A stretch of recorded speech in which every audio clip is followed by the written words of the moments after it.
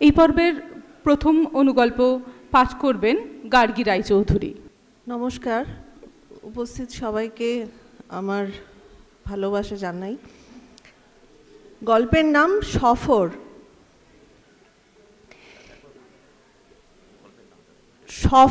গল্পের নাম সফর। এয়ারপোর্টের গেট থেকে বেরিয়েছি, চোখের পলকে এক সাদা ইউনিফর্ম এগিয়ে এলো। আপনি মুম্বাইয়ের ফ্লাইটে এসছেন, কিছু বলবেন? ওর বুকের ব্যাজে লেখা আছে বিবেক কুমার। এক ঝলক দেখে নিয়ে বললাম। ও জিজ্ঞেস করলো, ফ্লাইটে এক বৃদ্ধা 80-র ওপর বয়স হবে এসেছেন, মানে আসার কথা, আপনি দেখেছেন তাদের? ও লোকটা তাহলে সেই বুড়ো বুড়ির খোঁজেই এসেছে, যাদের শেষবারের মতো দেখব বলে এয়ারপোর্টের গেট থেকে বেরিয়ে আমি অপেক্ষা করছি। ওই বৃদ্ধ দম্পতিকে আমি লক্ষ্য করেছি মুম্বাইয়ের এয়ারপোর্টেই। বৃদ্ধ লাঠি হাতে এক পা দুপা হাঁটছিল। ভদ্রলোকের সঙ্গী বৃদ্ধাও অশক্ত, নড়বড়ে পায়ে সেও হাঁটছিল বৃদ্ধের পাশে পাশে। তবে তার হাতে লাঠি ছিল না। দু কাঁধে দুটো কম ওজনের পুটলির মতো ব্যাগ ছিল। বৃদ্ধের হাতেও ব্যাগ, একটা হালকা প্লাস্টিকের। দূরত্ব কমিয়ে আমি শুনছিলাম ওদের বকবকানি।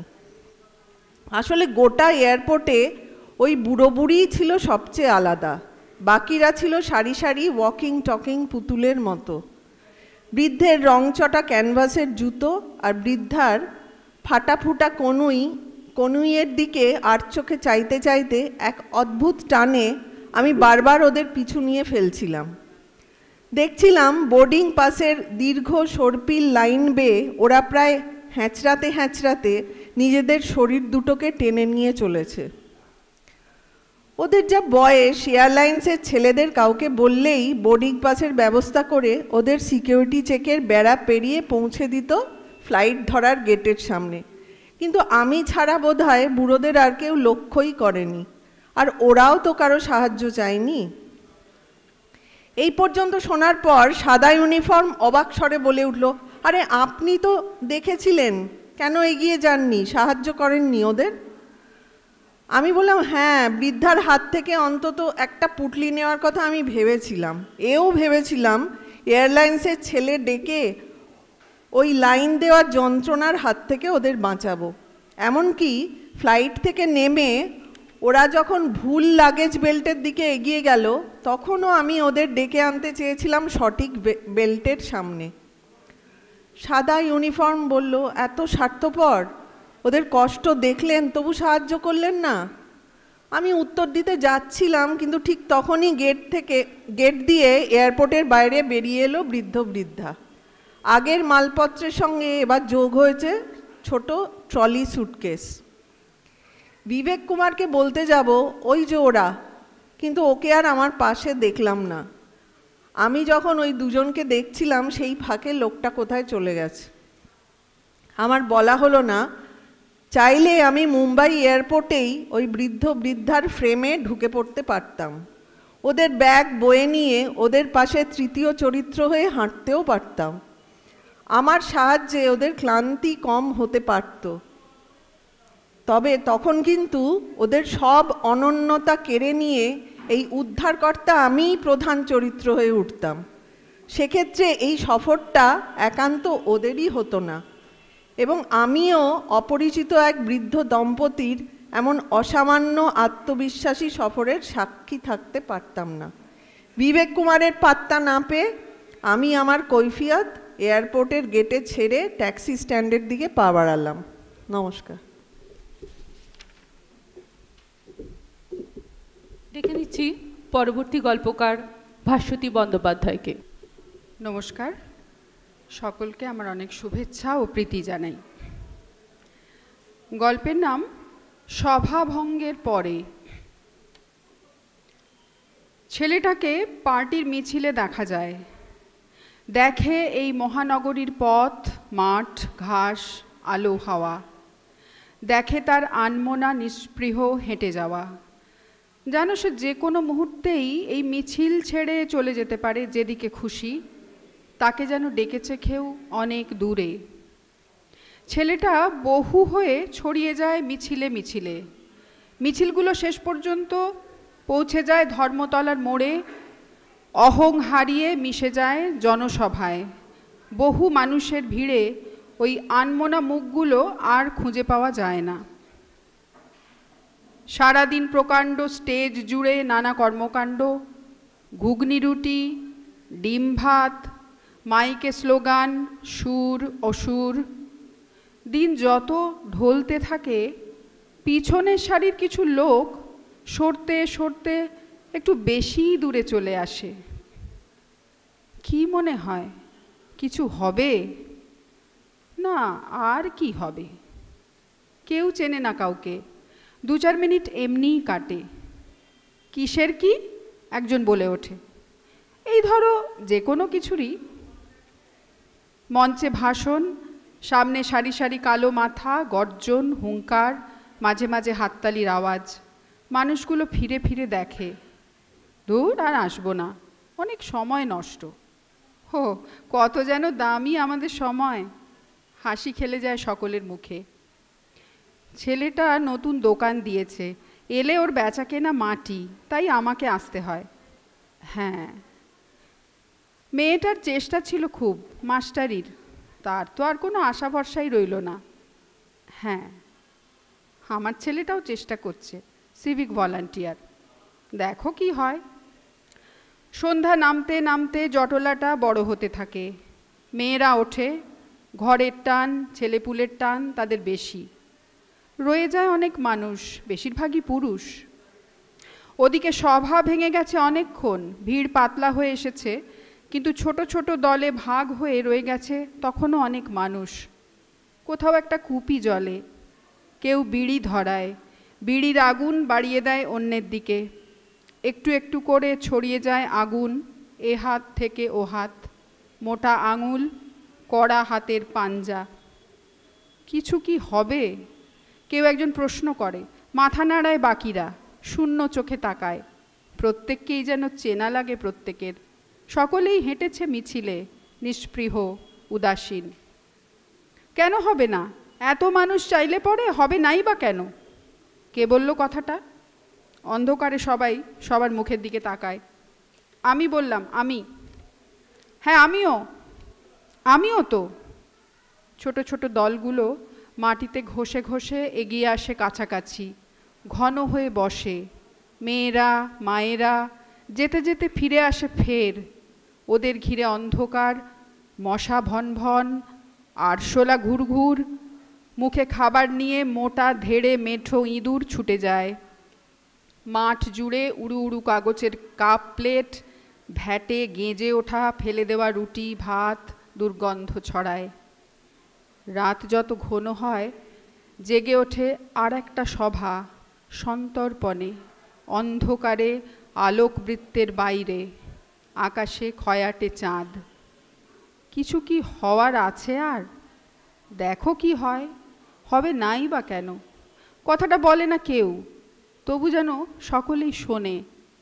না বলা কথার গুনগুন কলরব হতে কতক্ষণই বা লাগে। নমস্কার। আমাদের পরবর্তী গল্পকার দীপারুণ ভট্টাচার্য।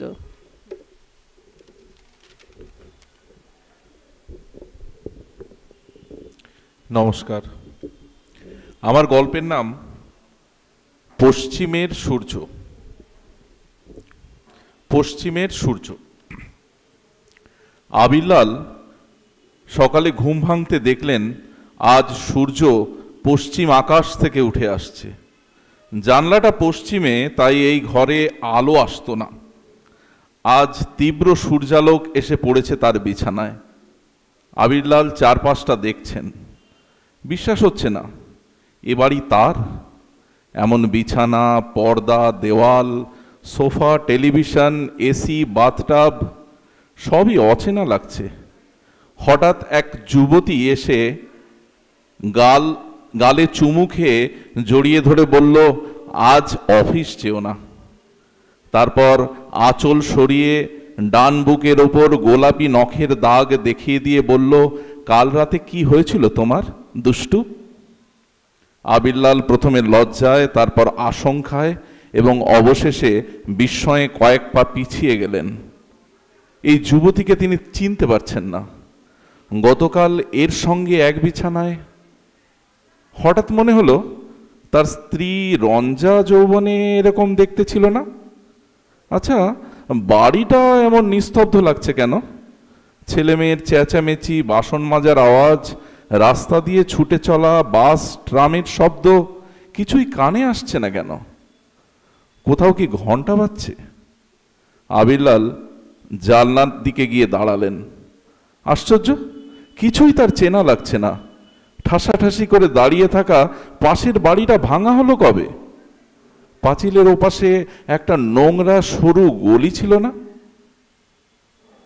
একটা কিছু বড় পরিবর্তন হয়েছে বুঝতে পারলেও আবিরলাল ধরতে পারছেন না। এখন সময় নেই, তাড়াতাড়ি তাকে অফিস যেতে হবে, অনেক কাজ পড়ে আছে। আবিরলাল দ্রুত রেডি হয়ে বেরিয়ে পড়লেন। আর তখনই চিন্তাটা তার মাথায় এলো, এই অজানা এলাকা থেকে কোন বাস তার অফিসের দিকে যাবে তিনি তো জানেন না। বড় রাস্তায় গিয়ে কাউকে প্রশ্নটা করতে হবে। পাড়ার লোকেরা যদি প্রশ্ন শুনে হেসে ওঠেন। বেশি দূর যেতে হলো না, একটা কালো গাড়ি এসে থামলো। সাদা পোশাকের ড্রাইভার দরজা খুলে দিয়ে বলল, উঠে আসুন স্যার। আবিরলাল অবাক হয়ে প্রশ্ন করলো, এটা কার গাড়ি? সে হেসে বলল, অফিস আপনাকে দিয়েছে স্যার, উঠে আসুন। অফিসে গিয়ে তাজ্জব হয়ে গেলেন আবিরলাল। এত সুন্দর করে সাজানো কেবিনটা তার। চোখ মুখ দেখেই বোঝা যাচ্ছে আজ সবাই সম্ভ্রমের দৃষ্টিতে তার দিকে তাকিয়ে আছেন। চেয়ারম্যান ফুল হাতে দেখা করতে এলেন। অপ্রস্তুত আবিরলাল বললেন, স্যার এসব আবার কেন? চেয়ারম্যান তার পিঠে হাত দিয়ে বললেন, আপনার শ্রমের তুলনায় এ কিছুই নয়। আপনার সিনসিয়ারিটির জন্য কোম্পানির প্রফিট কত বেড়ে গেছে জানেন? কিছু একটা বলার আগেই পকেটের মোবাইলটা টুং করে বেজে উঠল। চেয়ারম্যান চোখের ইশারায় বলল, দেখুন। আবিরলাল দেখলেন মাইনে ঢুকেছে, কিন্তু এত টাকা? চেয়ারম্যান হেসে বললেন, খুশি তো?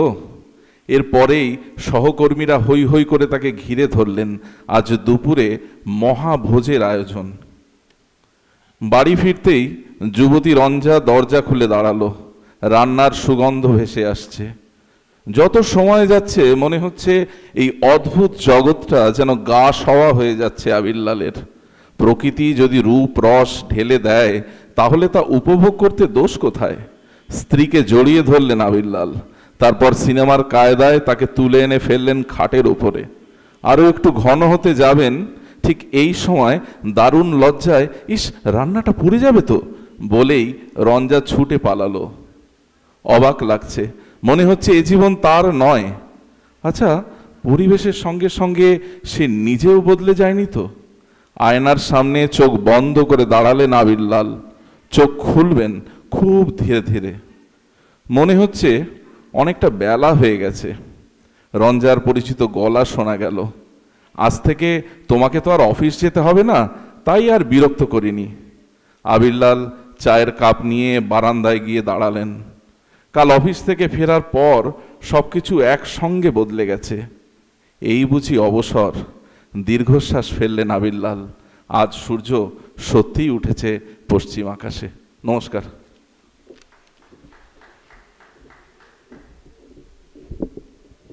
আমাদের শেষ গল্পকার তানিয়া ব্যানার্জি। আমার গল্পের নাম সান্টা। এই নারা, খবরদার বলতেছি, আর কোনো দিন স্কুল মাঠের ধারে যাবিনি। খিদেতে মরে গেলিও না। কি করব, খিদা পায় তো। কেন? চেয়ে চিনতে তোরে আমি কেক বিস্কুট খাওয়াই না? রবিনের দোকানের থেকে বেলা দুধ চা, ওতে পেট ভরে না রে বিশু।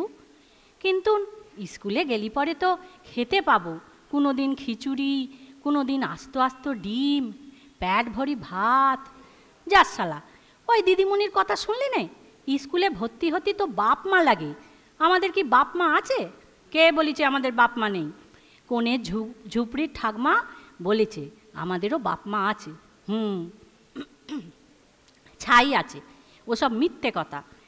ওসব কথা ছাড় দিনি। শোন, কাল ভোরে ভোর উঠে গঙ্গার ধারে যেতে হবে, লাইন দিতে হবে। কাল ওই গঙ্গার ধারের মুন্নিং দাদুরা কেক, মিষ্টি, লজেন এসব দেবে। ও হ্যাঁ, আজই তো সেই দিন। হ্যাঁ হ্যাঁ, কালই তো রাতের স্কুলের দিদিমণি একটা গল্প বলল, শুনলি না? আজ রাত্রিরে সান্টা বলে এক দাড়ি বুড়ো আসবে ঝোলা নিয়ে। যে বাচ্চারা যা চেয়ে জানলায় মোজা ঝোলায়, সেই মোজাতে ওই দাড়ি বুড়ো তাকে তাই দিয়ে যায়। ধুর ধুর, ওসব ঢপ। ওরা বড়লোকদের পাড়ায় যায়, আমাদের কুলুনিতে এসব আসেই না। গতবারে ওই দিদিমণির গল্প শুনে আমি ডাস্টবিন থেকে একটা মোজা তুলে নিয়ে গিয়ে নাড়ু কাকা যে বারান্দায় আমরা শুই তার জানলায় ঝুইলেছিলাম। সকালে উঠে দেখি সে মোজা বিলকুল ফাঁকা। তুই বললি ওই মোজাতে ফুটো ছিল, তাই গলে পড়ে গেছে। মোটেই না, বাপ মা তো অনেক বড় হয়, ওইটুকু ফুটো দিয়ে গলে যেতে পারে কখনো? নমস্কার।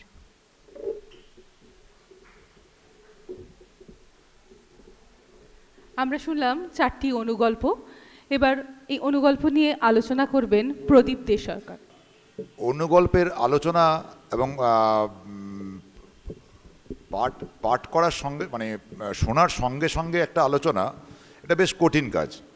কারণ অনুগল্প এমনই একটা জিনিস যেটা একেবারে শব্দকে ছাড়তে ছাড়তে ছাড়তে ছাড়তে এত ছোট জায়গাতে নিয়ে আসা হয় যে একটা মানে তার প্রতিটি শব্দ খুব গুরুত্বপূর্ণ এবং প্রত্যেকটি শব্দকে যেন কোনো শব্দকে বাদ দেওয়া যাবে না এরকম জায়গাতে সে অনুগল্প পৌঁছয় সাধারণত। এবার সেই গল্পের আলোচনা করতে গেলে কতটুকু করতে পারবো জানি না, তাও চেষ্টা করছি। গার্গী রায়চৌধুরীর শহর, গার্গী রায়চৌধুরীর শহর গল্পে সফর গার্গী রায়চৌধুরীর সফর,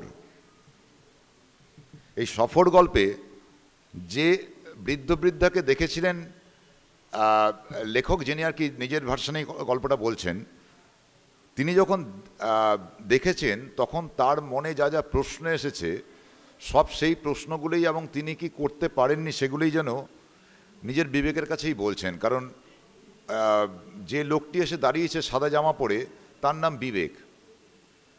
অন্য কোনো মানুষকে তিনি উত্তর দিতে যাচ্ছেন না, যেটা মনে হচ্ছে গল্পটা শুনে। উনি নিজের বিবেকের কাছে এই প্রশ্নগুলোর উত্তর দিচ্ছেন, তিনি কেন তাদেরকে সাহায্য করেননি একজন বৃদ্ধ বৃদ্ধাকে দেখেও। এই ঘটনাটা বেশ সুন্দরভাবে উনি তুলে ধরেছেন। এবং আমরা এরকম ধরনের অনেক জায়গাতে দেখি, কিন্তু বিভিন্ন রকম সংকোচের ক্ষেত্রে কোনো রকম আদৌ তাদেরকে সাহায্য করা উচিত কিনা সেটা ভাবতে ভাবতেই হয়তো সময়টা পেরিয়ে যায়, সেই সফরটুকু পেরিয়ে যায়। এবং উনি যেটা বলছেন যে ওই বৃদ্ধ এবং বৃদ্ধা ওনারা কিন্তু তাদের কষ্টের মধ্যে এই সফরটাকে উপভোগ করছেন। এই উপভোগের মাঝখানে তৃতীয় ব্যক্তির ঢুকে পড়াটাও বোধহয় একটা বিড়ম্বনা। সেই জায়গায় দাঁড়িয়ে গল্পটার খুব ছোটোর মধ্যে বেশ সুন্দর গল্প।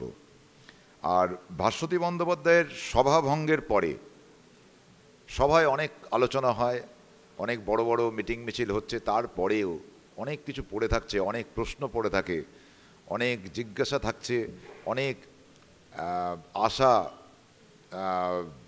অনেক কিছুর স্বপ্ন তারপরে পড়ে থাকে। এই জায়গাটা ধরেছেন সভাভঙ্গের পরে। সেখানে সভা শেষ হয়ে গেছে, বড় বড় নেতা মন্ত্রীরা বক্তব্য রেখে চলে গেছেন, তারপরে সাধারণ মানুষ, আম জনতা তাদের নিজেদের মধ্যেই নিজেরা কি চাইছে, সেটা কি হবে, আদৌ হবে, নিজেদের মধ্যেই একটা যেন বিশ্বাস প্রশ্ন উঠছে, সেখান থেকে বিশ্বাসও ছোট ছোট করে বিশ্বাস জন্মাচ্ছে। এই জায়গাটা খুব বেশ ভালো লেগেছে। তবে আরও একটা জিনিস বলে রাখি, এই গার্গী রায়চৌধুরীর সফর এবং ভাস্বতী বন্দ্যোপাধ্যায়ের সভাভঙ্গের পরে গল্পগুলোকে আরেকটু কাটছাট করা যেত। এই দুটো গল্পতেই আরেকটু কাটছাট হয়তো করা যেত। কারণ প্রথমে যেটা বলছিলাম, ছোট গল্প লিখতে গিয়েও প্রচুর কাটতে হয়, প্রচুর শব্দ বাদ দিতে হয়। আর অনুগল্প আরও মারাত্মক, সেখানে প্রত্যেকটি শব্দ অর্থ বহন করে। সেই কোনো বাড়তি শব্দ যদি মনে হয় বারবার ভাবতে হবে যে এই গল্পটা সত্যি কি শব্দটা দেওয়ার দরকার আছে, না দিলে চলতো না। এই জায়গাতে ভাবতে গিয়েই অনুগল্প লেখা হয়, আমরা সাধারণত যেরকমভাবে দেখেছি। দীপারণ ভট্টাচার্যের পশ্চিমের সূর্য, পশ্চিমের সূর্য আবিরলাল অবসর গ্রহণ করেছেন এবং এখন তার সূর্য উঠছে পশ্চিমে। এই গল্পটাতে আমি কিন্তু প্রথম থেকে যখন ওর সব আবিরলাল সব কিছু উল্টো দিকে দেখছে, মানে পিছিয়ে যাচ্ছে যেন, এবং বিপরীতমুখী যে স্রোতটার মধ্যে উনি পড়েছেন সেখানে গিয়ে সূর্যটাও পশ্চিমে উঠছে, ওনার স্ত্রীর বয়স কমে গেছে, সব কিছু বদলে গেছে চারপাশ। তারপরে ভেবেছিলাম অন্য কিছু একটা ঘটনা হয়তো ঘটবে, সেখানে একটা একেবারে রূপক কিছু আসবে, কিন্তু দেখা গেল না, এলো অবসর, মানে উনি অবসর গ্রহণ করেছেন, তারপরে ওনার কল্পনাতে এটা এসছে। এটা হয়তো অন্যভাবে আসতেও পারত। এই যে ভাবনাটা যাচ্ছিল, যেভাবে পাঠক হিসাবে কিংবা শ্রোতা হিসেবে একটু অন্যরকম আশা করছিলাম যে হয়তো কিছু বদলে গেছে, হয়তো উনি পেছন দিকে যেটা যাচ্ছেন সেটা একটা রূপক অর্থে ব্যবহার হচ্ছে। যাই হোক, সেটার অন্য রূপকে এসছে, সেটা হচ্ছে উনি অবসর নিয়েছেন। যাই হোক, তাও গল্পটা ভালো।